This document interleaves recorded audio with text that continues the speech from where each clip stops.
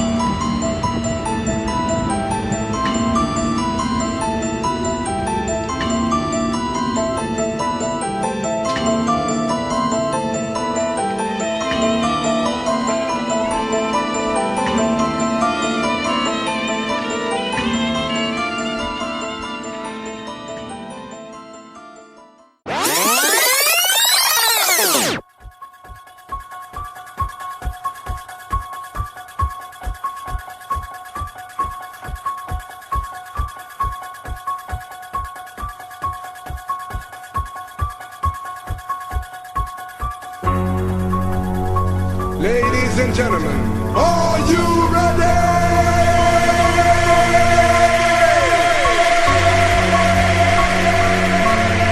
10, 9, 8, 7, 6, 5, 4, 3, 2, 1.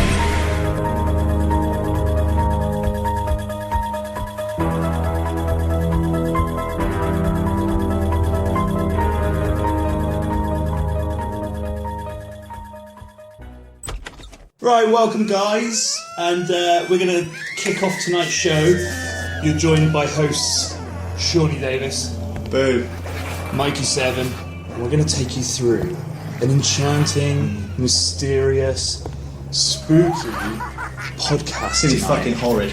It's going to be brutal, man, I tell you. How do you want to kick off the show tonight, Shawnee? I want to know what just sum up Halloween. Not sum up. Fucking blah about Halloween. What do you love about Halloween? Man, I love Verbal diarrhea out. everything that is to happen about Halloween. I love the jack-o'-lanterns. I love pumpkins.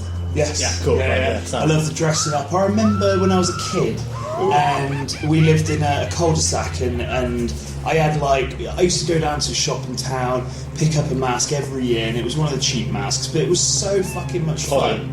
Yeah, dressing up and going around with a bucket, filling it up with candy. Oh, sweet. Yeah. Oh, yeah. Brilliant. Thank you. And it was just brilliant. The leaves are Subtitles, falling.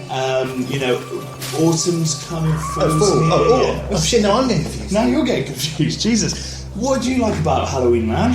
I like the gritty side of Halloween.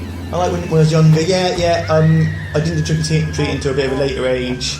But yeah, the food, I like when you walk outside at night around autumn time, Halloween time, and it smells like bonfires, and it just smells cold out. It's not freezing; it's just misty. And on a bit more of a darker note, just going out egging. I used to love egging when I was younger. Going out it's egging. very people. British. Very British tradition of egging on housing estates Who and else? stuff. I mean, who else could combine flour and eggs in October and not make a fucking pudding out of it? British people fucking using it to their advantage. Right. Well, Americans waste perfectly good toilet rolls. I know it costs about £6 for 12. TP. And there's TP fucking houses with it. That's crazy too. Yeah, that is fucked up, man. And I like the food, obviously. But Pumpkin pie. as you will see from this podcast, I like the. Do you know, I work for the past week. I've been making pumpkin pie in preparation for tonight's podcast. Why is it not? Where the fuck is it? It got eaten by the kids. For fuck's sake! Yeah. I haven't even got a coffee, but yeah, Halloween's awesome. Yeah, I love it. Hey, did you like my Transylvanian accent at the beginning of the show? You sound like you interfere with children. Yes. This is a common occurrence in my line of work. I lower the tone. Yeah. That's your thing. Oh no. Right, let's get these roles reversed and crack on. The itinerary tonight, Michael. Go on, hit me with We it. went to a bar a couple of days ago and we did the itinerary here, so Mike's so fay with it. Au fait. Right, Jesus, we're going to start off with movies. We're going to chat about movies. Me and Mike are going to unveil our top 5 horror films of all time. It's absolutely amazing. I know you guys want to know this. Stick with this, guys. It's going to be a fucking belter tonight. Then we're going to move on to TV and blah a little about the scariest TV shows of our lifetimes, and before that, if we feel the need. And then we're going to go to, because I'm a pretentious bastard, Yeah, go on. I've wrote the word miscellaneous on this film. Miscellaneous would be me You've blah. actually written is misc. The well-known abbreviation of miscellaneous. I'm going to blah about books, comics, video games that scared the shit out of me and you. And then what are you blowing about? Ghost Tale. Yeah, I've got a cracking man. This week on. I'm going to be doing music first off. I'm going to tie in a really anticipated album release, which is very close to Halloween, and it is very Halloween-esque in terms of what it'll be. So no giveaways yet, but you'll probably get the gist by the time the intro music for that comes up.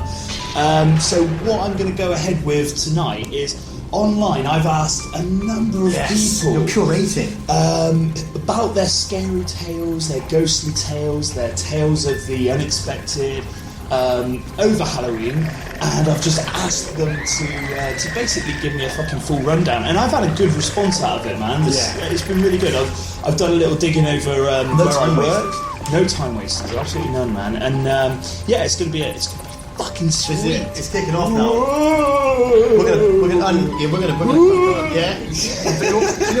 You're not scaring me like a horror. You're scaring me like an uncomfortable. I like it. Yeah, that's really Halloweeny. Or Halloween-esque. Hey guys, sit tight because this is going to be one hell of a ride we're going to take you on. And a ghost train. Hey, very good, Shaun. That's very well segued in. Sorry. Don't you fucking patronise me, Jesus. Oh, we haven't fell out from the last podcast. No.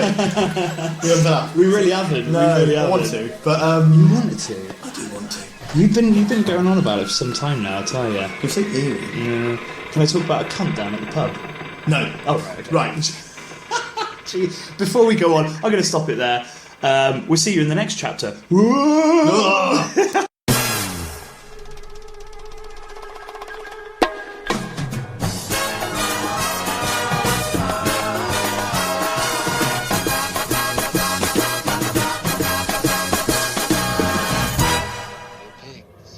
Little pigs, let me come in.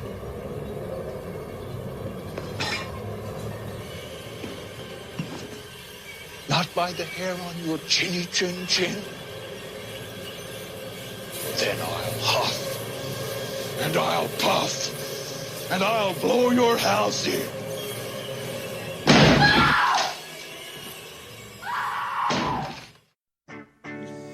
Welcome back to tonight. Alright, I'm going to clear the fucking Transylvanian shit. Jesus. Just do that one. Be like a wolf or something. Bark the whole Bark. As Mike said, we're talking about films now. I can't believe you understand me. Mate, yeah, I do. I understand the dog language. Big Bark. We're talking about movies. We thought, I got my itinerary. I pretended to throw it in the bin. Didn't, obviously, I live by it. Aye. And we're just going to riff on movies now. Horror movies. Movies that we like, which are horrific. I love Rob Zombie movies, horror movies. I think he's nailed in the past decade what it is to bring back the old grindcore. Yeah, the real horror with 10,000 corpses and the Devil's Reject. It was a great road movie horror, wasn't it? Brilliant. It kind of it encompasses that 70s vibe that Texas Chainsaw really had, and he brought that back, and I think to work with that was just brilliant. So in every way, shape and form, I love the guy. I think he's awesome. His music's great as well. But one thing he doesn't do is just use his own music over his movies, which is great, I think, to be honest. Have you got any? On the subject of Devil's Reject, another good road movie horror is Dust of Dawn. Tarantino, George Clooney starring, directed by Rodriguez. That was a cool road movie horror. I mean, I know we're talking 90s and early 90s horror. I know. We could talk for fucking ages about. Obviously, when we do our top 5, we'll show it. I mean, I'm looking at your top 5 now, mine, and they do span 4 odd decades. It's good. It's a good list. But like, I put it out there over at college, and I did say to them, a couple of people that were having a little smoke with me in my break. And it was they just had this whole new horror was The Conjuring. Conjuring's great. I've watched it a bit. It's very new. It's probably the best horror film of the last couple of years, I'd say. Paranormal Activity is probably the best of this decade that came out in 2010 when it came out. But new horror is great. I mean, I think the 60s was. There was one or two. I mean, the film of Devils was decent from the 60s. I didn't know we were talking about hockey. No, we're not. That was, but I mean, horror really started to hit its own in like the 70s, and Roger Corman came along and did his kind of B-movie shit, which had loads of stars like and Steven Spielberg cut his teeth on Roger Corman, so did Peter Bogdanovich and all these other directors. So the horror, we know horror from the 80s. We know. Do you remember Poltergeist? How fucking shit scary that was when we were kids. Jesus, man, that was a fucking riot, mate. But for me, because I'm scared of ghosts and things, the best horror movie for me is one set in the house, like Poltergeist, Amityville Horror, those types of movies. You're funny, like you watch Paranormal Activity, will you? I can't watch Paranormal Activity. I can't.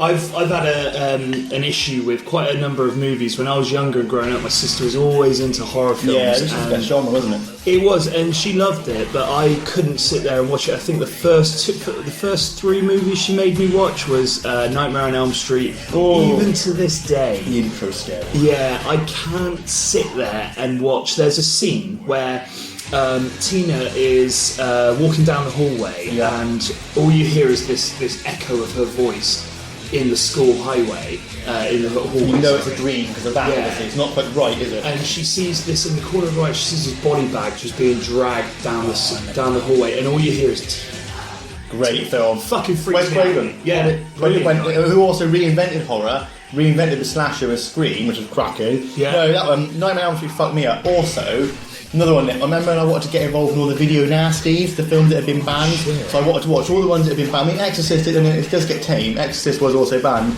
but I wanted to watch things like Chainsaw Massacre, I wanted to watch Cannibal Holocaust, the film I've always wanted to watch, by an Italian director. He got in a lot of trouble when he made it, in fact, close to go to jail, I think. But I was talking to someone at work about it the other day, who's got the same taste in music as me, and she just said that I wouldn't bother. It's just Cannibal Holocaust is a horror film too far. It's set, but it was one of the first found footage horror films. Remember Blair Witch and things like that, and Paranormal Activity. It was set in the Amazon jungle, and it's a cannibal tribe. But you see graphic animal cruelty, animals being killed. Jesus. Really, I mean, it's still banned in quite a lot of countries. And Sodom and Gomorrah is another film I still haven't seen that's banned. I think you see people being shit in that. So I did have a phase I wanted to watch all these films that are banned, but when you sit and watch them, some are shit, like the one I just mentioned, but some are great, like The Exorcist and Texas Chainsaw. But how do we feel about? I know you're going to hate me saying this and bringing it up, but how do you feel about zombie films as a horror genre? I like zombie films. I think Night of the Living Dead that's a 60s film. That's one of the greatest horror films of all time. One of my favourite horror. Dawn of the Dead, obviously everyone wanks about it. You see the boys of T-shirts, and you see every student dorm's got the zombie head poster. But Day of the Dead's an underrated one by George Romero. Day of the Dead is very underrated. It's like a Reagan era, like George A. Romero is one of the finest zombie guys out there. But you got to though, because that's his field, that's his genre of Land of the Dead was decent. Land of the Dead, yeah, that was all good. Now I want to touch on a great film that I fucking love, which is very underrated and came out very B-rated, Dead Snow. Which the German it was Scandinavian. Was it Nazis? Yes, because a bunch of scams go over. Filmed on cheap. Filmed on very, very cheap, man. Jesus.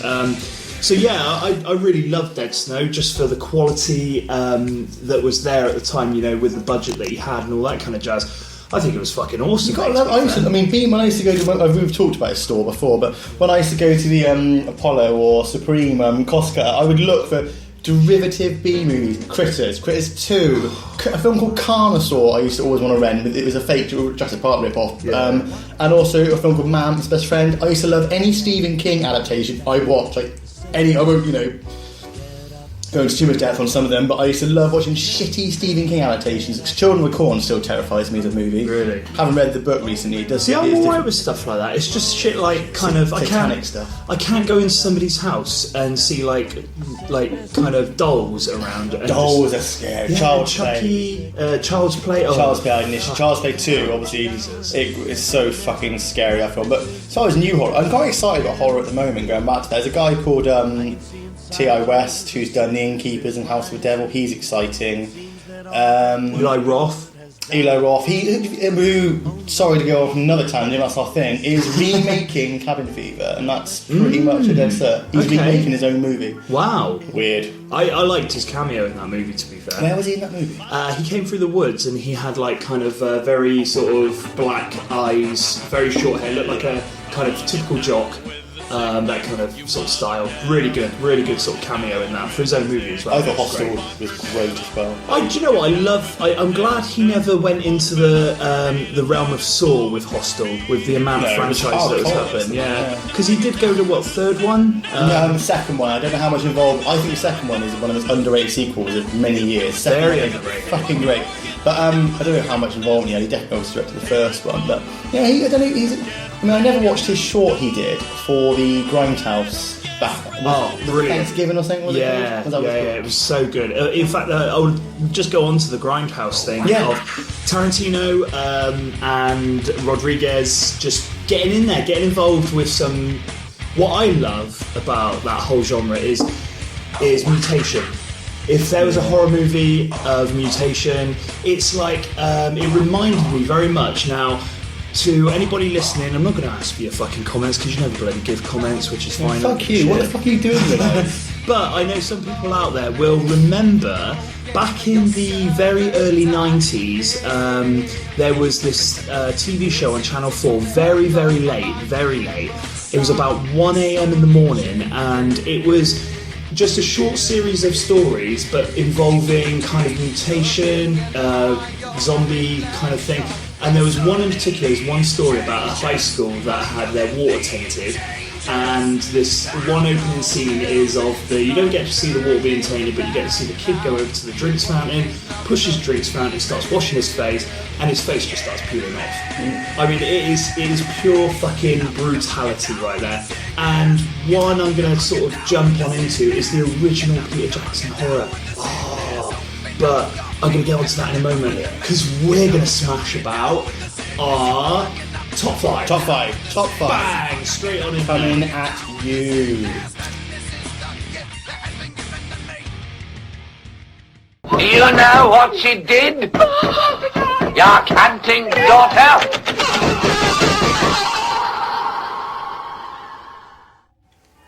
Right, struggling to see my top five here. We decided to sit and do this in darkness, haven't we? And just eating cheese on toast. Yeah, we're eating cheese on toast in darkness. It's not actually Halloween. Just a bit of background as we're recording this. It's October. Yeah, today is the 22nd of October. But you have this on Halloween, you fuckers. Don't you worry. But top five. My top five. Who's going to edit it? I'll be there in spirit. I'll be there in spirit. Very good, Shaun. Very good. That was just brilliant. Yes. Where you added that. Ooh. Right, my top five. That's 30 seconds of fucking fodder, wasn't it? Sorry. No, I just want to say, we picked out a load of really cool soundtracks, so listen to it over the top of this. Yeah, Mike said I don't know if he has, but I know he has, if you know what I mean. Mike said this is his opus, his magnum opus. No, that means you're going to die or something. It's Magna Carta. Magnum opus, that's something different. No. But right, my top five. I am a bit pretentious, and there are much more fun films that could be in my top five. I know that, but I can't change. So stop trying to make me change, yeah? Don't make him change! What's their fucking problem? Fuck, what is your problem, guys? I'm going to go straight in number five with a film I wanted to blah about earlier, but I couldn't really because it's on my top five. And it is Ridley Scott's Alien. A horror, sci-fi horror, without this... And there's you motherfuckers on there right now going... Why didn't they bring that up in the last little segment that they had? Because we're doing it now. Because we're not going to fucking repeat ourselves. Don't make me repeat myself. Alien was a great movie. I think, in all honesty, I watched Aliens before I watched Alien and thought it was fucking the best thing ever. Yeah. It's great. I think I did the same. But going back, Alien is just scary. It's got an ambience about it. The director's cut brings a whole new meaning to it. I love the chest burster scene. I love the alien was played by some fucking big lanky. Was he a basketball player? He was mentally too. He was a black guy.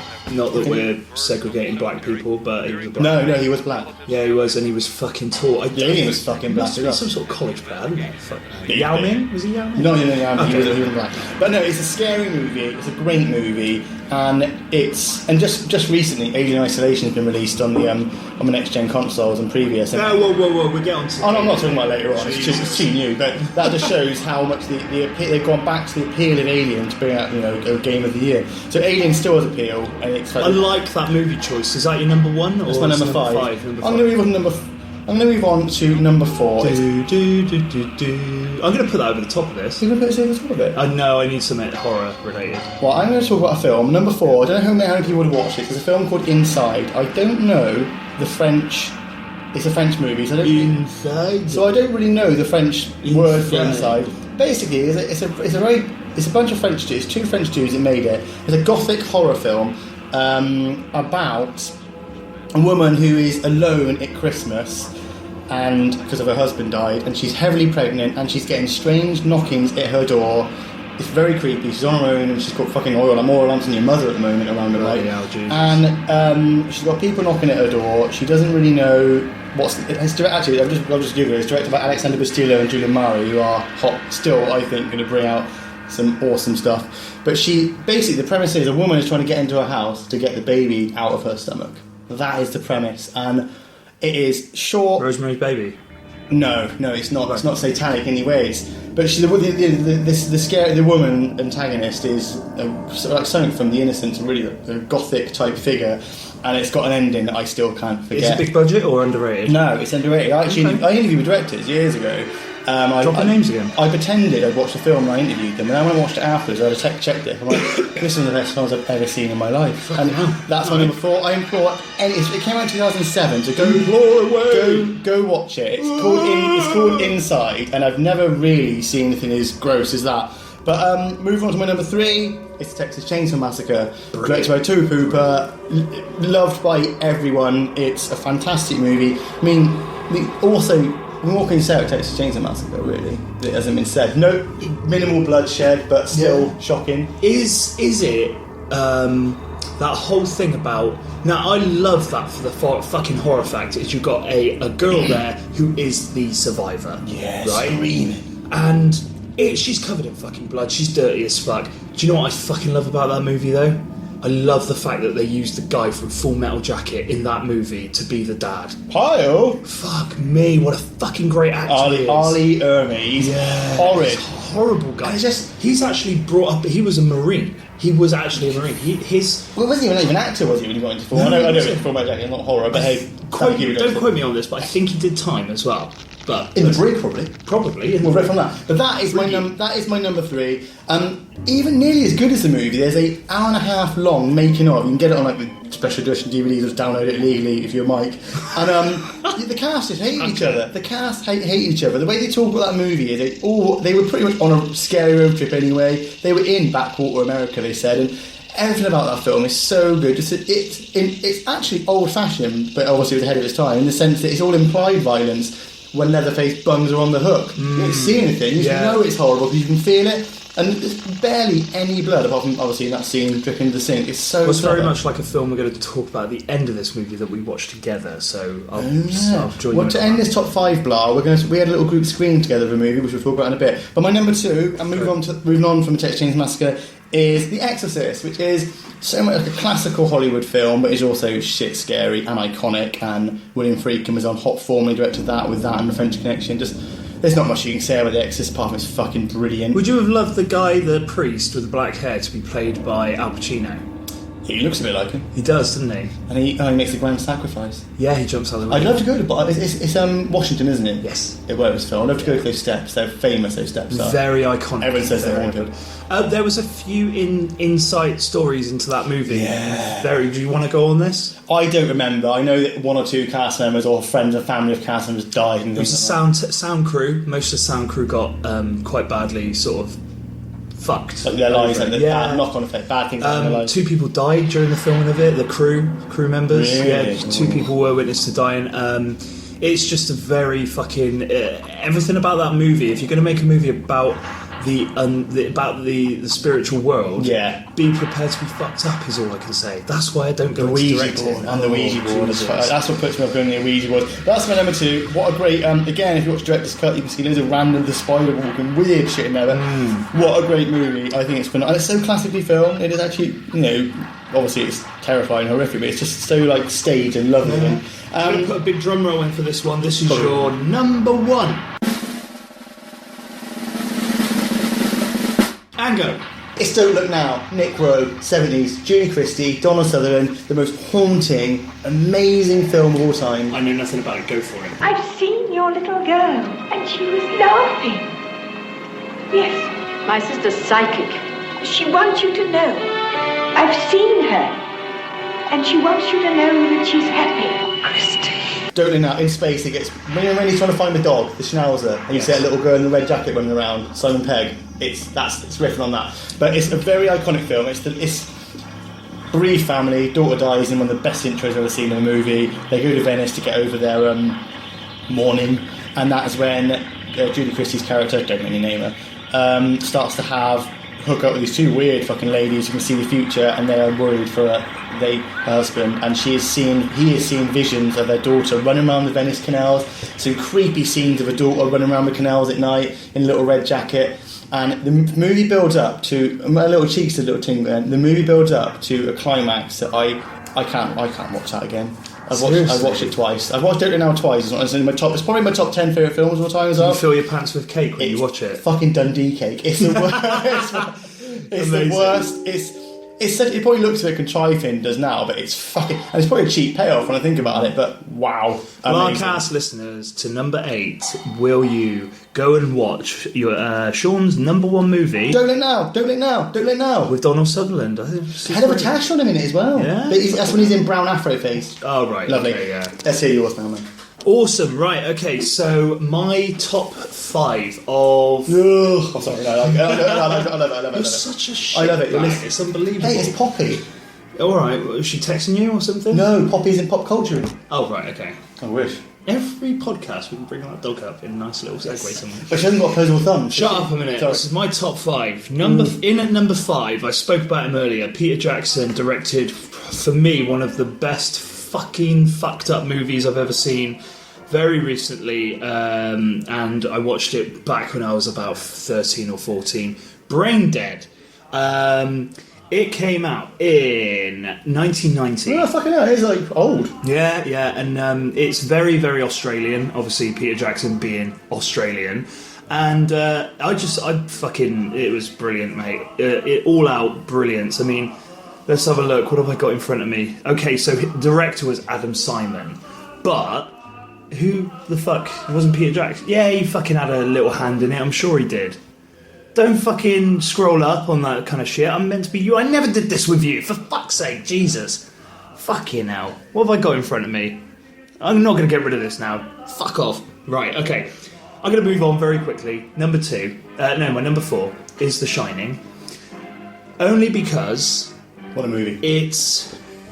I watched it once, and once was enough for me.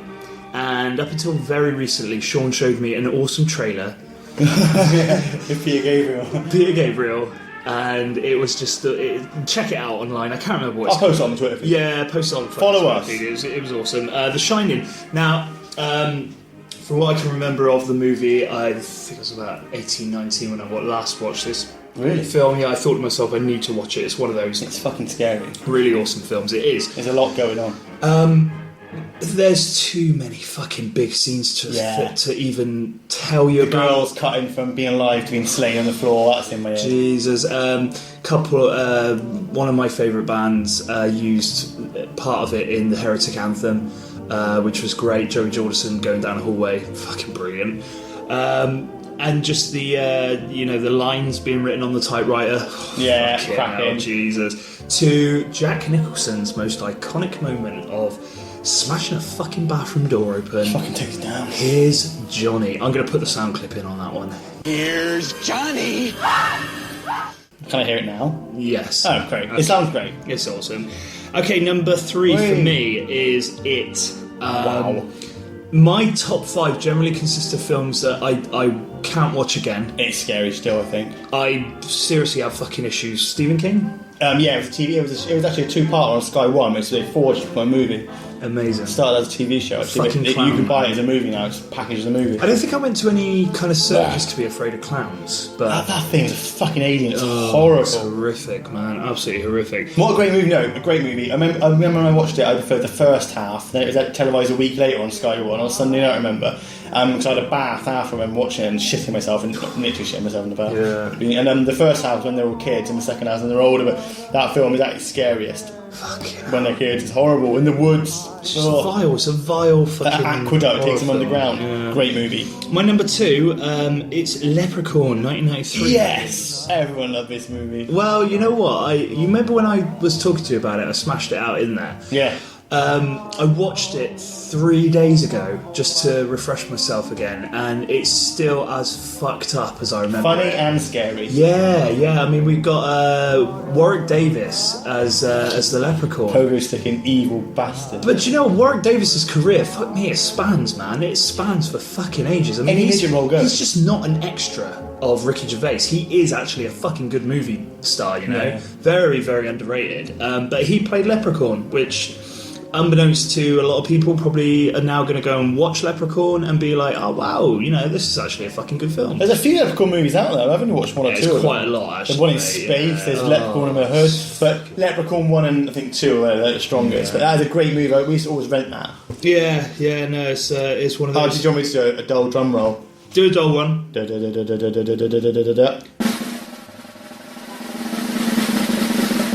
Mikey 7's number 1 pick for the horror film spectacular of Halloween special is American Werewolf in London. No, Fuck me. Should have been in my list.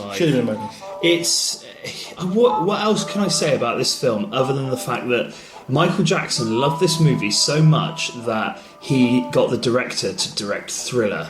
And I think for me, as with most people with this movie, the most amazing part of this film is that whole take of him turning into the werewolf. Groundbreaking as fuck. He's in his apartment, he looks out the window, he sees the fucking moon, and that's when that awesome fucking really jolly music comes in. Creedence Clearwater Revival. Fucking hell, Jesus. It's just the best fucking thing, and I think what's awesome is the lead up to how he turns to a lichen. Very good, I know. Oh, lichen. Yeah. Using all the terminology, yeah. But yeah, if you got a better suggestion on my top 5, I think yours number 1 is great. And Jenny Augustus, you were raving about her in the pub the other day. Do you know what? I fancied it. When I first watched that film, I fancied the fuck out of Jenny Agutter. She is. Do you see her tit? Yeah, you do. Wow. Yeah. 1 or 2? Just 1? No, just 2. Just the first. Did you side tit? Only side chop. Okay. Yeah. Whoa, Jesus. Fucking hell. But no, that's a great movie, and it's funny. It's funny as well, and it's got quite a poignant ending, and it's amazing. You brought up the conversation about the fucking German Nazis coming through the door. Yeah, it's a scene you forget, but it's in there. They're German Nazi goblins. It's a fucked up throat slitting sequence. It's a bombastic movie, and the weird dreams thing the main guy has when he's in his hospital bed, like eating raw deer, and it's a fucked up film. It's because he's going through that transitional phase of becoming the wolf. Is it happening? That's what it is. And it's Americans visiting England too, which you love. You love that shit, don't you? Man, I love it. If you ever catch a Yankee, you bother them, don't you? Oh, big time. Big time. Do you know what? There's just another very cool film, very cool part of that film. Yeah. It's just the point where he's sweating profusely, and it's all on camera, and it's no HD, no fucking massive like visual effects. Incidentally, it looks great in HD. Does it? It's aged so well. I forget the name of the guy. Rick Baker is the man who designed all of the animatronics and the. Wow. He was so ahead of his time. What he did, it looks great on Blu-ray. That's amazing, man. Yeah, it's amazing. Good smash on that. But awesome.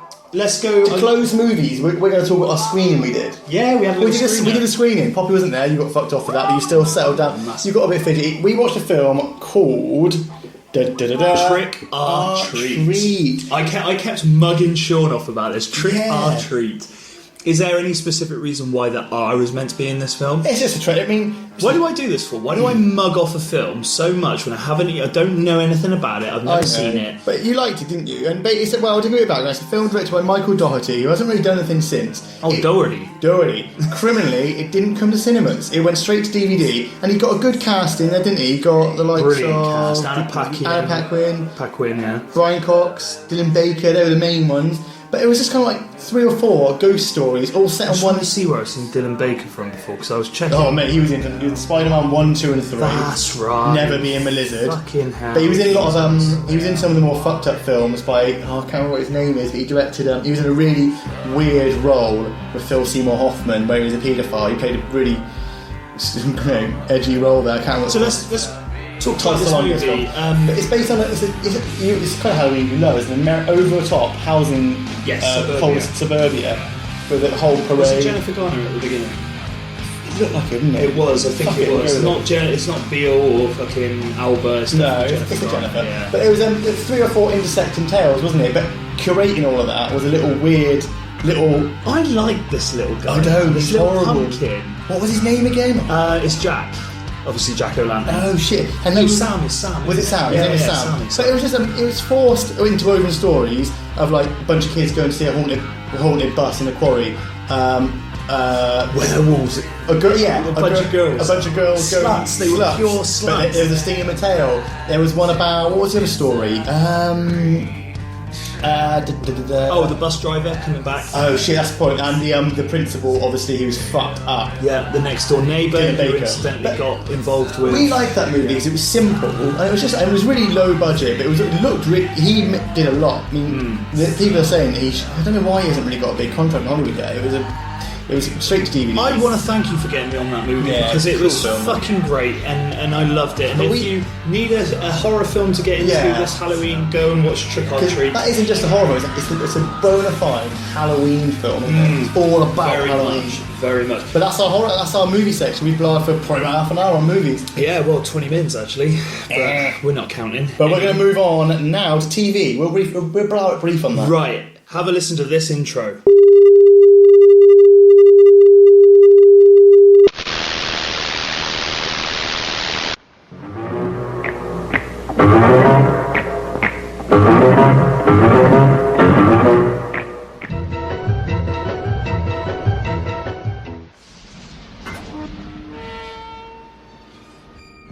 Right, loving that intro. It was a good one. Fucking I don't mastermind genius. I don't know what it is, but it was a good one. You love it, fuck's sake. Sean is going to talk about TV shows from the macabre. TV shows from the macabre. And just like back in the Civil War era, hold on, let me mobile phone light on. Let me just fucking stop you a minute, right? Something popped in my head. What? Okay. Halloween, yeah? It's the one night of the year where women, girls, right, can go around town dressed like fucking absolute wall-banging sluts. Slutty vampires, slutty fucking wolves, slutty ghosts, they're everywhere. Or, failing that, go for some sort of Tim Burton type night out and fucking be absolutely Do you want to get on this hype? Fuck it. Do you want to get on this girlfriend hype now, Mike? Yeah. Fucking, what a... On that note, no mission of this whole Sluts. podcast has been Sluts. Tim Burton. But yeah, good sentiment there, Mike. We should have done a whole section on it, really. Yeah. Fucking sluts, man. Like, that is... I think college had a party the other day, yesterday in fact. This goes out next week, so they had it a week ago. And they loved it. And most of them dressed like sluts. Saw the pictures, didn't want to look, had to look. Part of my job. It's not really part of my job. Right, go TV show. Me and you... I mean, with TV, we don't really want that. Horror TV shows, we're only... Because of shows like we're going to go on to at the moment, two in particular, one of which is American Horror Story. Horror TV shows have only really had a resurgence in the last like 5 or 6 years. But prior to that, me and you tried to get TV shows that we thought encapsulated Halloween. Treehouse of Horror Simpsons was our first taste of, we agreed, like horror TV shows, isn't it? If you can get on the download, the latest one is a very big homage to Stanley Kubrick. Really awesome. I saw the picture on Facebook. Yeah. But very cool. There were those amazing episodes like when Ned Flanders is the devil and Homer's got to eat with donuts. All the donuts in the world. More. Ones like that. And the Gremlin on the bus. By the way, I do most of my voices myself. Hollywood just snap you up. But the great thing about Treehouse of Horror was it started out as homages to Twilight Zone quite a lot of the time. Then it got bigger and bigger and bigger. Now they're doing like big. It's becoming an event. The Treehouse of Horror, The Simpsons are their best, and they're doing the Halloween episodes, bigger than their Christmas and Thanksgiving episodes, definitely. Massively. We move on. I won't blah too much. The X-Files, I think, is one of the scariest TV shows of the time. Season 1, and then obviously season 2 I've and 3. never met a guy before that can go back to a fucking TV show and start fucking texting me about it every 5 fucking It's so minutes. good. Go on. It's You've scary. got a moment now. The Monster of the Week episodes are scary. The Ghosty ones are scary. Tombs are scary. Everyone raves about that. There's also ones like Lazarus, a great episode about a man who's possessed by a criminal. And every episode's scary. Obviously, that weird music. There's certain listeners out there at the moment. Well, one in particular is going to be like, "Yeah, I love X-Files." You've got like, "Yeah, but be like bumming Shaun about it." Blah blah blah. Who wouldn't? But I love the X-Files. You love The Walking Dead. It's scary in places, jumpy, but it's more about the characters. Hey, season 5, brother. But it's not all scary, is it? It's all Walking Dead. The Walking Dead's huge. It is great, and I do watch it. I'm behind, but I watch it. TV shows growing up as a kid. Roll it. You wrote down Erie, Indiana. Erie, Indiana, fucking hell. The guy got famous off the back of that and decided to fuck his life up by joining Hocus Pocus, the cast of, and fucked his life. Really? It was a cool TV show. Bette Midler probably fucked him up his ass or something like that. It's a fucking double ender. But you put Demon Headmaster, he was a scary bastard, wasn't he? Looked like Arsene Wenger, but he was scary. He didn't look nothing like Arsene Wenger. You wrote Goosebumps, it's Goosebumps, obviously. That's bombs, you wrote fucking bombs on that, is that my writing? That's your writing. Yeah. Goosebumps, the TV show derivative of the book, so we'll talk about later. Supernatural was an X-Files kind of, it is a bit of a rip-off of X-Files. It's got its main storyline going on, but it's also got a Monster of the Week episode. But it's got two hunky brothers that go around solving monster crimes. Oh, they're gorgeous. They're gorgeous. It's not like season fucking 9, they really should end it soon. You wrote down Tales from the Crypt, which derived from a 1950s comic book. I love Tales from the Crypt, man. I thought it was great. Yeah, Stephen King did a couple of episodes of that. I think he touched his hand on directing for the first time there. Wow. Garth Marenghi's Dark Space is not scary, but it's the funniest horror TV show you'll ever watch. I recommend you go watch that. Honestly. I think you're talking too fast for our listeners, Shaun. You're really blowing off. Turn me up. Yeah. I'm conscious of time. That's all I am, baby. I know you are, but you've got Actually, yeah, the ghost stories are going to fucking fill up a piece. Fucking right they are. Jesus. It's also like having a meeting about the podcast during the podcast. That's pretty sci-fi. Sci-fi horror. Anyway, Dark Space is funny. You're getting a fucking sound clip over the top of It's that. 6, yeah, I'm not what? Hey, your muggy sound clips. I don't. Serves my right for editing, really, doesn't it? Serves you right for not fucking getting involved. Dark Space is funny. It only lasted for one season, and it's Matt Holness who has been on The Office and things like that. He's a bit of a Channel 4 comedy legend. It's funny. It's Bob Holness. Bob Holness, yes. It's a purposely low-budget horror comedy sci-fi TV show, and it's done. Anyone who's into like film studies and music will fucking dig it.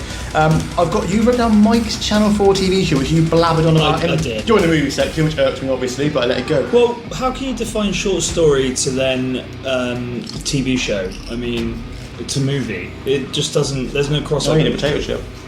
Yeah, there's a good potato chip, man. But TV show, looking at American Horror Stories in there as well. I haven't really got into it properly yet, but because of Walking Dead and because I'm not using things, using your own same soundbites now. Because of American Horror Story and Walking Dead, like we're going to see more horror shows coming through the channels. I want to suck your blood. We haven't drank them the last. What are we? Oh mate, we're I'm 3 fucking podcasts. smashed on the next podcast. I swear to We fucking are God. 3 podcast cast clean, I think. BLAHcast. 3 BLAHcast clean, dry. Nightmare. That's TV shows. It was broad. I think there's other scary stuff out there, like me and my missus watched something called Marchlands a few years ago on ITV. Pretty scary, but good. Boring. Okay. But we're now going to move on to my miscellaneous section. So hold on to your fucking seats, you sweaty bastards. You want to make a funny noise? No, I'm going to fill it with a really shit intro for this one because I have nothing for miscellaneous. Just do something cool. Be pussy for a penny. If you can find cheaper pussy anywhere, fuck it. Hey. Okay. Mike's gone outside in the spooky back garden having a cigarette. He smokes like a fucking docker. But I'm going to go on to miscellaneous. Got a bit of a cold, so I'll try not to sound too bunged up. Come and smell the cheese. I'm gonna blast. I'm gonna ignore Mike. He's trying to make me off over there. I'm gonna go on to books first, and this is all about me. I'm going to go on. You can chip in if you want, Smoky son. I was going to say, actually, to get one of the lamps because your phone isn't giving you the right kind of ambience. Are we having another meeting during the podcast again? Yeah. No. Anyway, my first entry into horror... My first entry into horror was the Point Horror series by Scholastic Incorporated. You like men entry? Yeah, I like men entry, right, very good. They were really shitty horror... Do you remember Point Horror, Mike? No. The Point Horror books. Point Horror? Is it some kind of fucking... Did you not read at school? Yeah, I read. I got a fucking first-rate vocabulary. You read The Hobbit over and over again, didn't you? And Stick of a Dump. They're not horror. But, Stick of a Dump. Point Horror, they were... Speaking of dumb, Yeah? I had a fucking cracking one this morning. Was that was horrific, I presume? Mate, that was horror in a bun. Was it scarier than Jurassic Park? Yeah, just carry on. Alright. So yeah, this is jogging memories. There were titles with The Lifeguard, Trick or Treat, April Fool's, The Cemetery. They were the ones I remember reading. And they had like really cool covers.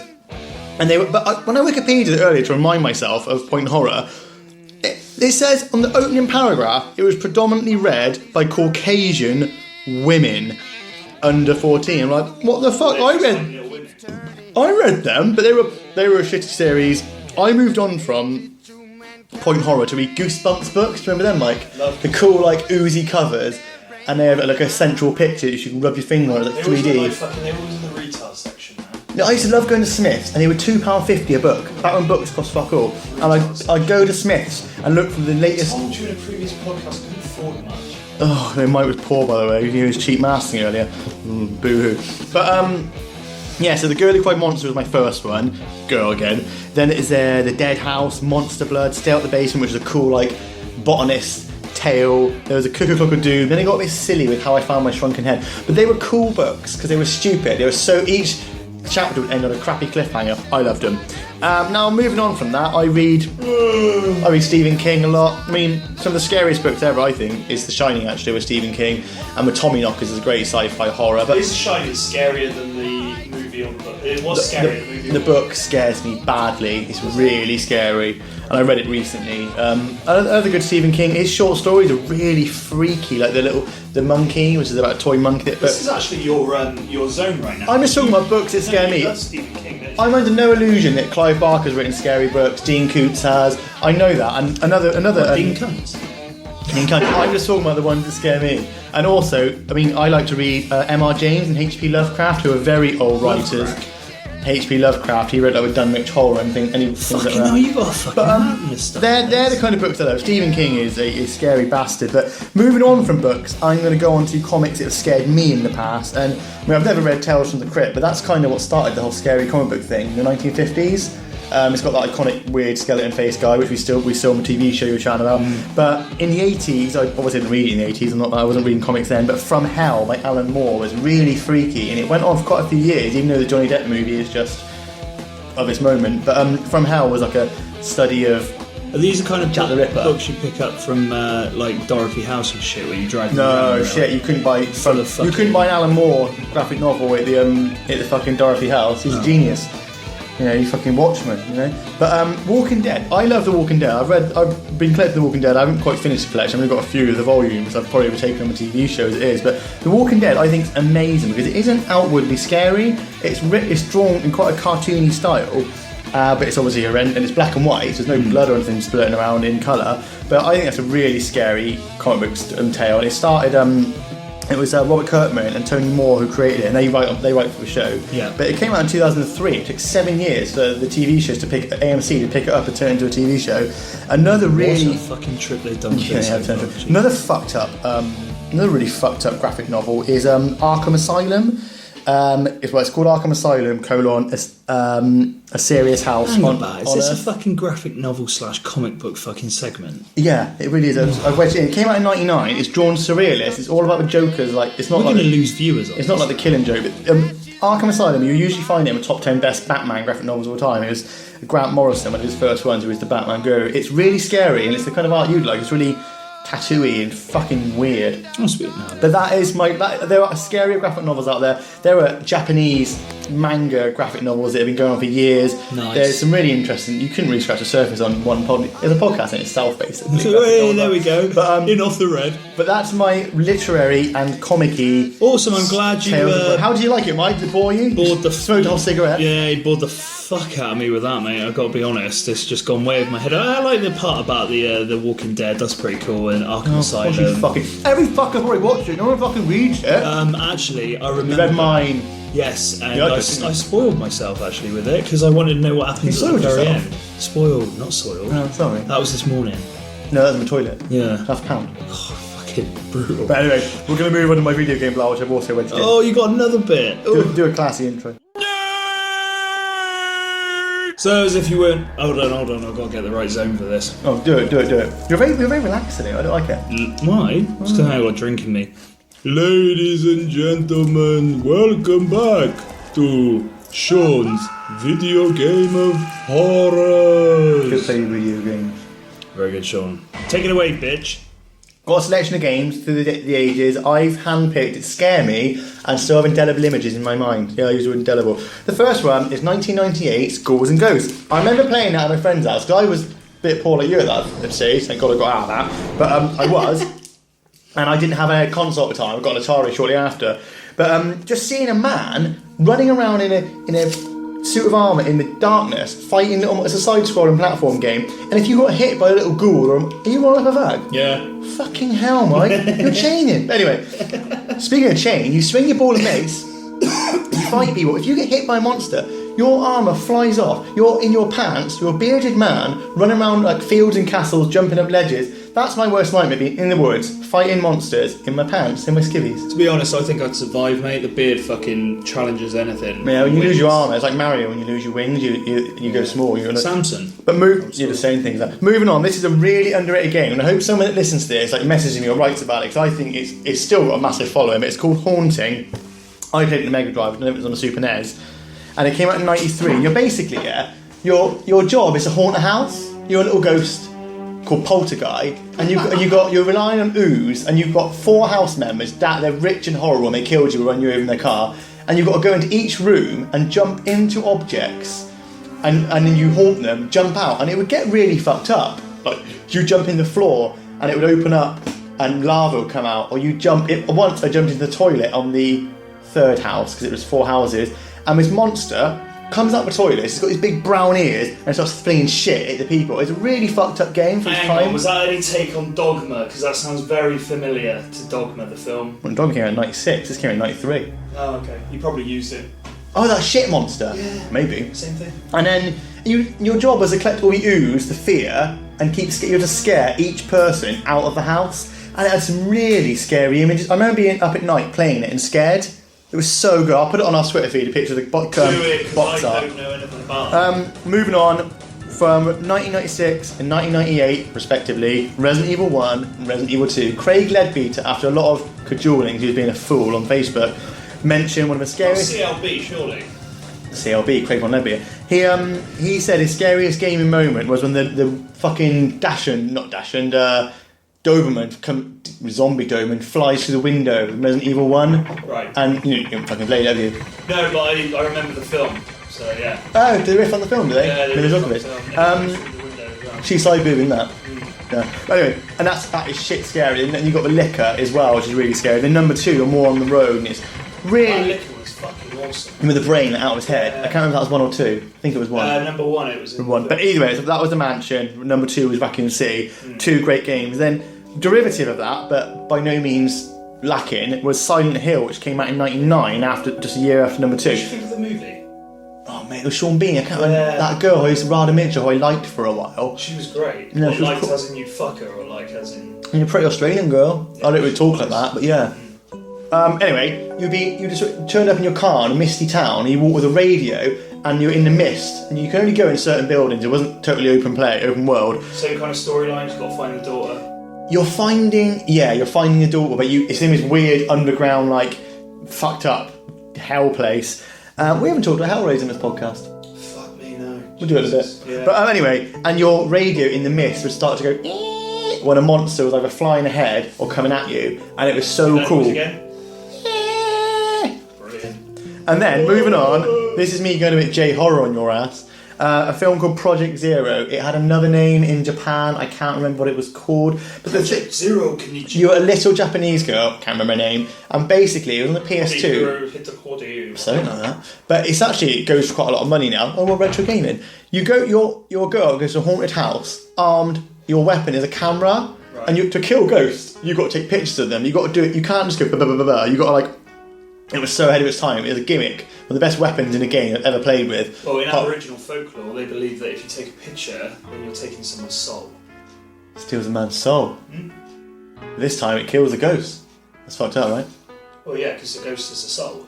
You've got no soul. I haven't got a soul, to be honest. That's worrying, really. But that was a great game. It's really underrated. Moving on to that, I've got some really, really, really bad writing there. I'm just going to hold it and have a look. What do you do an interlude and say something witty? Okay. Food buds. Oh. That's not witty enough. It's obscure. It was a game that came out on the Xbox One and maybe the PS2. And I played it at uni with my friend James Dan. You might be listening, I don't know. But we loved it. And it was a 4-player survival horror game. You have to go to a high school. And there's monsters in high school, and it was so cool. I thought it was great. I was scared. Get the name of it. Obscure. Oh, right, okay. I got it.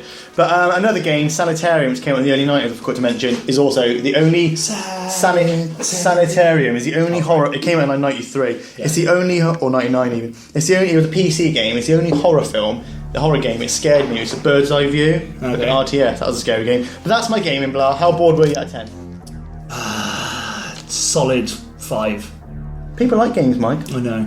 Oh, and moving on to the most recent, I think it's 2013. What you were done with that? The Walking Dead, the episode Telltale's. Ooh, okay. Telltale's Walking Dead, which pricks my attention. Which is The Walking Dead is an episodic structure. It's got it's just finished season 2 away. You have to wait 2 or 3 months of time to get a new episode and download it. It's a game where you've got to make decisions, like a TV show. Decisions equal someone's death. Usually. Are you Rick?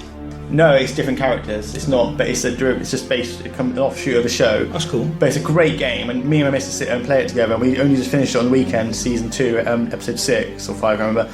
The decisions you make, you just sit and talk about them for ages afterwards. Nice, man. It's such a clever game. You get the PC, but on the old Lappy. The old Lappy. And I did see it on a torrent site the other day. But nice. And you got to make decisions. You know what they're shooting or anything. It's like a point and click, but you got to make it's great, and that's a really scary game which came out only last year. So that's my chronology from the 80s to the noughties of horror games I think are really scary. So fucking enjoy it. Bark. Bark, bark.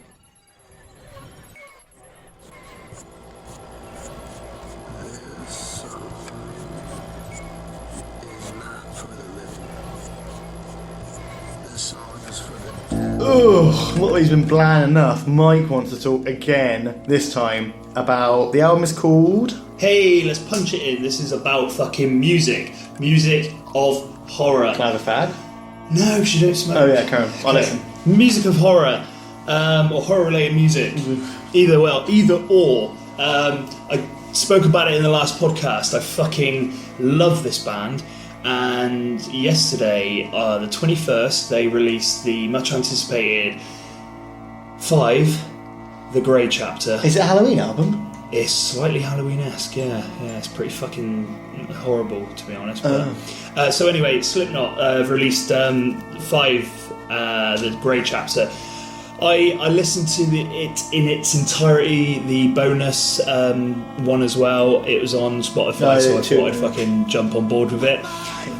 Fucking unbelievable. It's so good. It is literally like, I'm probably going to listen to it all next week. It's that good. Now, in the podcast that I reviewed spoke about it for a little bit. Yeah. We didn't know who the drummer was, we didn't know who the bass player was. I just want to touch on a little bit of that at the moment. Do you want to Google that for you, pal? No. Oh, sorry. No. So, it's the bass player. They released the single, The Devil in I. They've all changed their masks again. Every album they change their masks.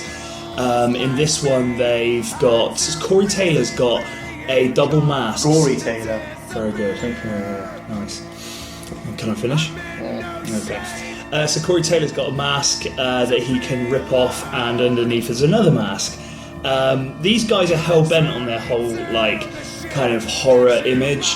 And what better way to fucking field this than to talk about it? So over the top of this, I've got one of my standout tracks playing over the top from just listening to it once. I love it. It is so fucking good, man. It is really good. So on with the bass player, it's a British guy from a band called Crocodile. Crocodile? Yeah, it's Mr. Radio 1 Rock Show, Daniel P. Carter's new band. I say new, they've been going on for a while. And they're fucking... I downloaded a couple of tracks and they're fucking great. And they borrowed, obviously, the bass player. His name's Alessandro... beginning with V. Probably Hispanic. Yeah, no, he's British, man. And his was a giveaway because in the Devil in I video, he's seen on a clip with his bass up, almost kind of very Korn-esque, and his tattoos are on show. So a lot of people went straight onto the forums, straight onto Twitter, started talking about it. Oh, is it Alessandro from Crocodile? Yes, it is.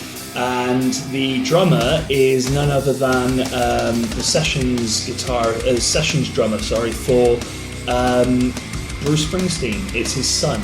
Really? Yeah, the drummer's son. So Weinberg. Yeah. I think it's Marcus Weinberg. He's someone from the E Street band. Yeah. E Street Harold, yeah. Cool. And he's a sort of a pretty boy looking kind of guy. But they've got Hessian masks on. He's got a gig with Slipknot, fair baby. Yeah, he got a good gig out of that. Now, Corey sort of said that it's not anything to do with. They don't know whether they're going to be in the band or not. They're just happy jamming with them at the moment. Slipknot are on tour at the moment with Korn in the States. They come on over here early next year. Tickets have sold out to fuck. O2 is sold out. Cardiff is sold out. Birmingham, everywhere. You can't get tickets for fucking love nor fucking money on this one. And it would have been a great gig to go to if I can fucking see if I can get on StubHub or something. Would I die like you? Yeah, you probably would. To be fair, probably would. It's very very much like Download Festival. When those two get together, it's going to be fucking mayhem. I tell you, it's brilliant. So, and Korn are playing there in their entirety. 1994's Korn self-titled album. Great album. Brilliant album in its entirety with Head back in the band. It's going to be great. Good segue. Listen to our 94 podcast, fuckers, right? Hey, yeah. What other albums scare you? You blabbed out Slipknot for nearly 5 minutes. Fantastic stuff. What other albums scare you? Or good old horror. I'll tell you what, I got given when I was at Kerrang Weekend back in 1999, I think it was, or late 2000, 2001 or something.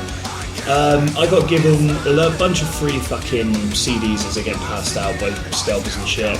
And one of them was a Swedish band called Necrosphere. And to this day, that fucking album is it's double kick heaven. It's like Meshuggah. Did they ever get big? On speed. No, they never did, mate. They're a fucked up band, man. They're really fucking weird. I wouldn't even want to blah too much about them, mate, but I'm happy for you guys to listen to. Go ahead and fucking, even if you don't like Slipknot and you like Stone Sour, very much a good crossover, but it's not the same as Stone Sour. It's great. It's great. Yeah. But your genre, horror, metal, punk, grunge, they do come up with the best music videos. Like they're scary as much fucked up music videos. Like Jesus. Soundgarden, Black Hole Sun, that was fucked up. It scared me as a kid. Yeah. There's that genre you guys like it too. That's very based on Fear and Loathing. Guar, their music videos are fucked up. Oh, Guar, mate, Jesus. Fucked up with scary, weird, freaky videos. And who can forget I can't remember the name of the band, but the ones that entered Eurovision that year with all the fucking Hard Rock Hallelujah. Yeah. It's really horrible, isn't it? Oh mate, there's some sort of Swedish band. They've all got like weird face. Black metal. Yeah, very black metal. Oh. Black metal's such a dark fucking form. Can you listen to it? Nah, not at all. Is it horrible? It's disgusting. It's pure. They burn churches and shit, don't they? Yeah, and they dig up corpses and shit like that. A lot of news reports come in from Blabbermouth and Metal Hammer that another Swedish band have been or Norwegian band have been put in the slammer for digging up corpses and shit. Cool, mate. But yeah, man, that's so scary. So yeah, that's my horror on music. Music on horror. Right, Mike on horror. Mike Yeah. on music.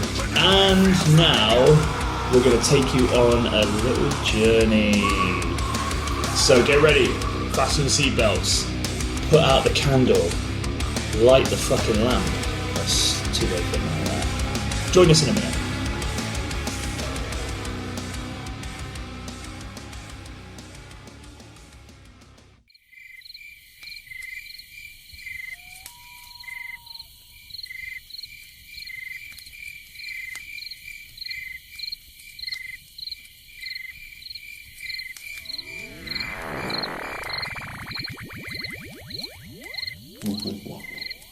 We'll set the scene for you right now.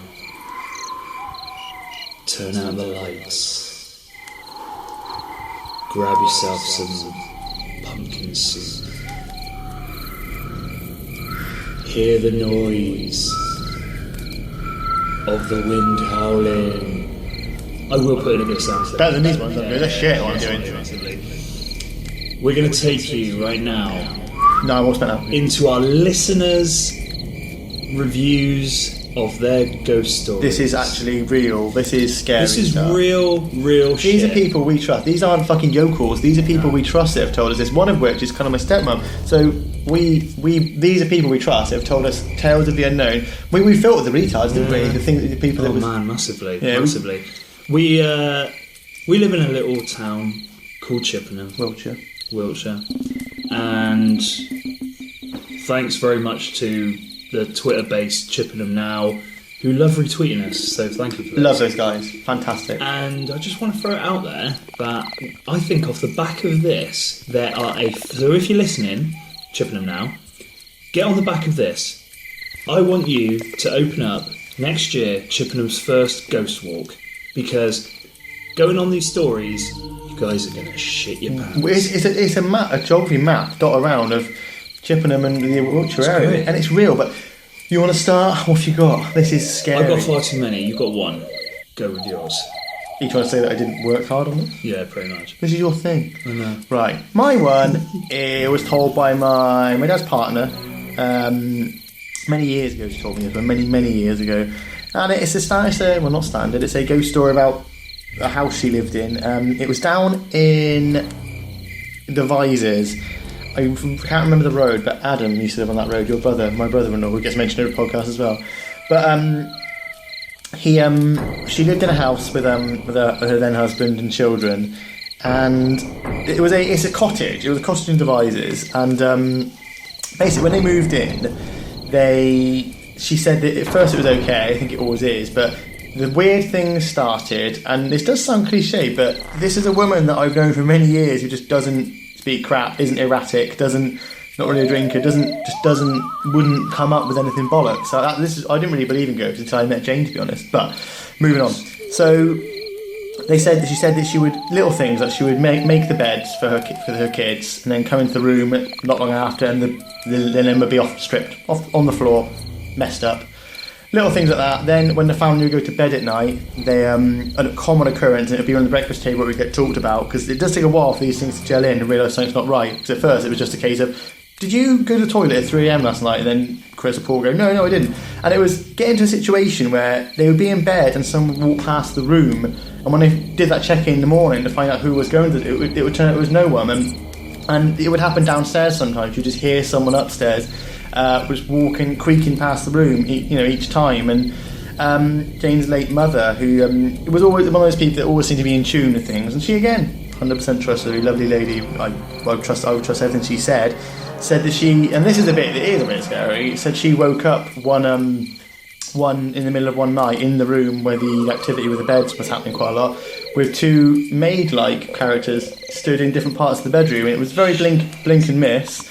But that kind of could tie in with the habit of throwing linen on the floor. But the worst one of all, this is the one that really makes me scared, and it happened in broad daylight, and Jane's friend can vouch for it. She was on my telephone to said friend, talking, and she said she watched this unfold in front of her very eyes. She got no explanation for it. Even my dad, who's sceptical, doesn't believe in God, Jesus, but he tried to question it, but she watched a clock get picked up on the mantelpiece, turned about 180 degrees, and just smashed down as hard as it could on the mantelpiece. And her friend heard it on the telephone, heard Jane shout, kind of thing, and that's when they realised. And then you met Jane, you know that it is fucking, and this isn't someone speaking crap, and it's that broad daylight thing. Because I mean, some of the things I've mentioned before, we've heard in other ghost stories, but again, I believe them. But this is the one that makes me think shit, and that is shit scary. Wow. That's kind of my. That's kind of my way. I mean, you might have your own personal ghost story, and you have them now, haven't you? My personal ghost story is pretty loose, but I mean, I think more about it now, and I'm hard newish. I used to go down and play football and things with my friends, or tennis after work. I know that hard newish itself has got some ghost stuff attached to it, especially with the house, the hard newish house being haunted by a woman who burned to death or something, and a gatekeeper back in the whatever hundreds was gored by a bull down the field. I swear to this day that a man was stood on the corner of C Block in a really old grey suit, just stood there. I blink and miss it, and that's my one lame ass kind of ghost thing. But I don't know if it's real or not. But it does. I do remember it. I do think about it. But mate, that's me. Now it's you. Very nice. Very nice. Okay, so. Coming in from one of our viewers, listeners, Mr. Ben Tamin, Big BT. BT did a story. This is a bit of a satire one. It's quite funny. It's a horror comedy. Horror comedy, okay.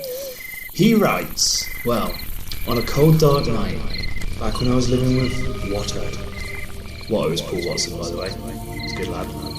I was sat in my room, and suddenly the silence was broken by a low, ruffling sound, coming from Watto's room. After a while it began to speed up, and finally a high-pitched moan came, followed by a massive sigh of relief. I ran to his room to check on him. I found him stunned and red-faced. He was covered in ectoplasm. Whoa! That was a Bradbury Close ghost, so Watto says. I believe Watto. Scary. Anyway, moving swiftly on. From word of mouth, not word of mouth, but from the person's mouth themselves. Not my word of mouth. Shelley Leadbeater Rogers, coming in with the mantelpiece thing. She told this to me down the pub, actually. It was quite a good, really good story, man. Good old Rip Rowan yarn, wasn't it? She, this isn't word for word quoted, so my apologies on this one, but this one is basically, she's got a big old patio door. You'd have to open it just to... You couldn't even open it. Is this their present house? Yeah. Down Westmead. And she said to me that there was a bunch of cards on the mantelpiece. Obviously Craig's fan cards or something. His little fucking sports stickers or whatever. Probably, yeah. And there was no draft in the house, nothing whatsoever. And she says that... suddenly she sat there and all these cards just get knocked off the mantelpiece. Right. She later sort of goes on to say that she thinks that there was some kind of spirit in the house because she just ended up asking it to leave, which is a common occurrence, I guess. In a way, when you leave someone's had too many drinks, you should leave now. Yeah. So that was very good. Thank you very much for that, listener, Shelley Leadbeater Rogers. Good story. Craig's wife. It's all good. So I've got one. I've got quite a few, actually, to be fair. This one goes back to when I was working at the pub called the Bear Hotel in Chippenham, top of town. Down by the Buttercross. Most of the town houses built in Chippenham at the time dating back to at least the 1800s, possibly longer, we don't know. And there stood the Bear Hotel. It's been there for quite some years now. And there was always a story about somebody roaming around upstairs. And if you go up... I worked as a barman there back when I was in my 20s. And one evening, various evenings, we used to have lock-ins. And in this lock-in, in particular one night, Saturday night, 2 a.m, we turned off all the lights. We had the only lounge light on in the front. We were drinking a lot of whiskey that night. I hadn't started drinking any whiskey at this point. And the landlord turned around and said, "Oh, can you go upstairs into the big open buffet room upstairs and turn the lights off up there?" No problem. Very creaky staircase going up. It's 2 flights. You pass a reception on the way. A very narrow staircase as well.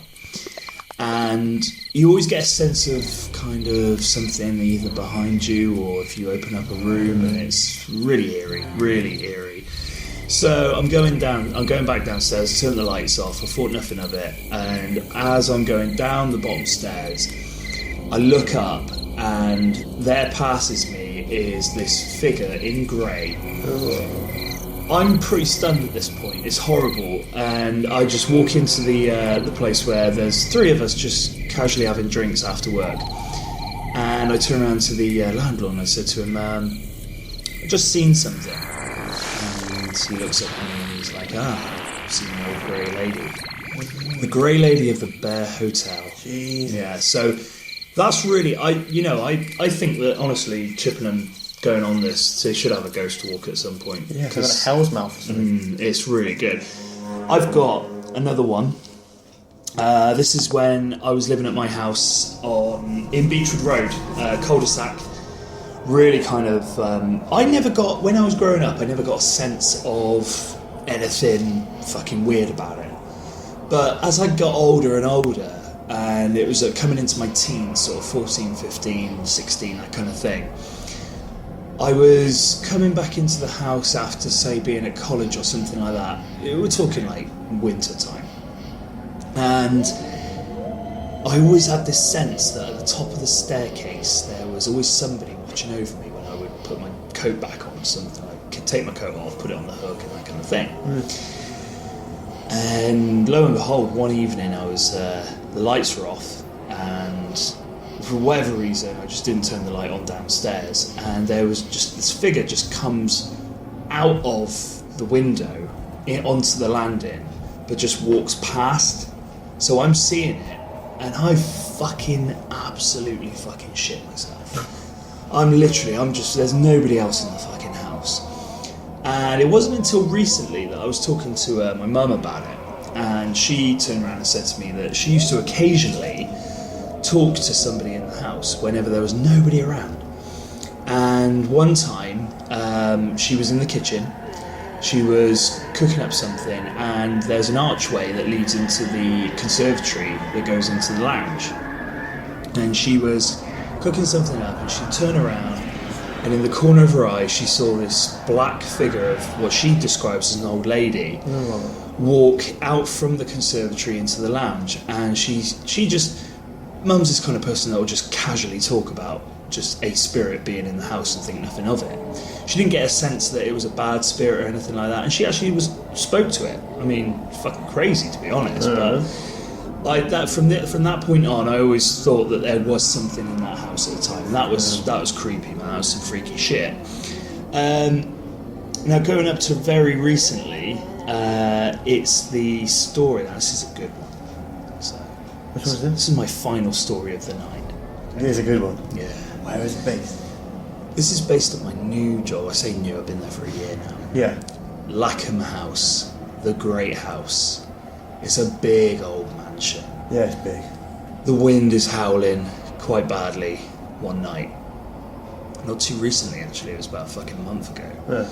And I'm there late hours, 9 o'clock, 10 o'clock into the night. And I just realised at this point, Friday night, I have to go across to... I got told about a story beforehand, and I just always get a sense that there's always something there, like, in the room with me. So I have to go and clear away some cutlery and some fucking crockery and shit like that from the house, bring it back over to the kitchen.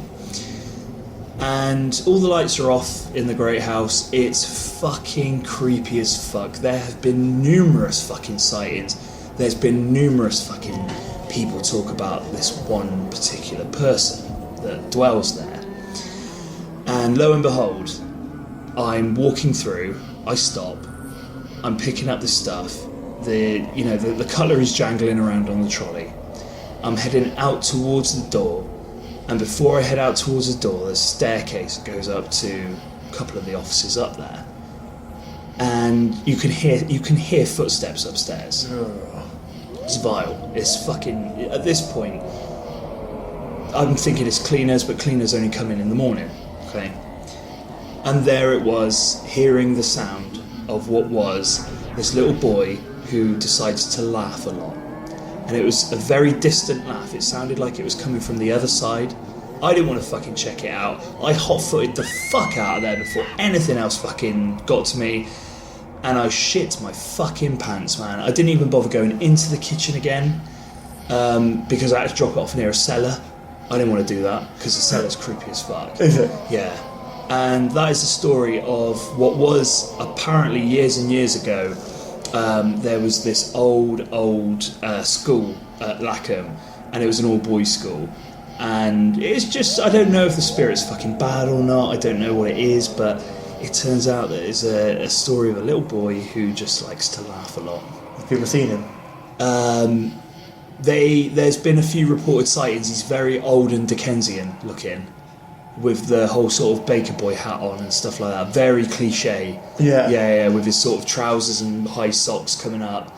They reckon he's sort of 7 or 8 years old, something like that. Oh. But apparently he's a happy boy. Now, if I was, I didn't want to fucking stay around any longer, but the laugh was... I'd take my proton pack to that motherfucker. Oh, man, I would fucking seriously fuck shit up, man, I tell you now. It was horrible. And I've always promised, when I first started, I always promised that I'd want to open it up over winter and do a kind of little ghost tour around there, but I'd have to get permission and stuff like that. So if anyone's interested, drop us a line on Twitter or my personal Facebook page, and the more people we get, the more I can sort of have this happen. And just go up and do some sort of really weird, just calling out towards like these spirits that are there. Fuck that shit, man. Is there any way you can connect with them? If I wanted to do a fucking Ouija board, man, I've seen what happens to these fucking people. Imagine a Ouija board in the house. Oh, that'd be horrific. That would be fucking horrific, man. Jesus. So anyway, yeah, that's... it's just setting the scene. It's a horrible fucking night, man, I tell you now. But I tell you what, this has been a whole lot of fucking fun. I hope it scared the fucking piss out of you guys. And, yeah. I'm free. I've got to walk home. I'm free. I'll give you a lift home. Yeah, thanks, man. Jesus. Can't give us a lift home now. Fucking hell, Jesus. So, yeah, guys, we're going to move on to the closing of this show, and we hope you've enjoyed. And also, just one last ghost story. There has been reported rumours down at where I get my... I know I'm going to go as a tattoo done. Very old, and it turns out that there's people walking across floorboards over there. Picture House. You want a Picture House on our podcast again? Yes, I am. Jesus, Shaun. Fuck. Anyway, yeah, closing moments. Enjoy.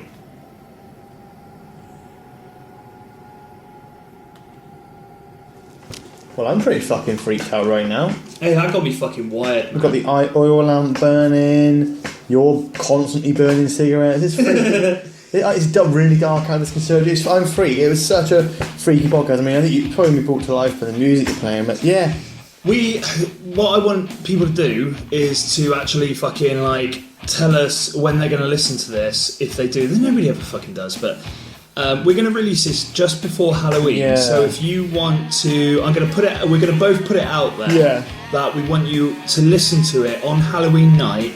I don't know, early fucking hours in the morning. Or in the bath in the morning. Yeah, could do. Get freaked out by it. I mean, it's just quite fucking action-packed as this one. It's got a lot going on. It's scary, man. It's so scary. I like the stories. Ghost shit scares me, man.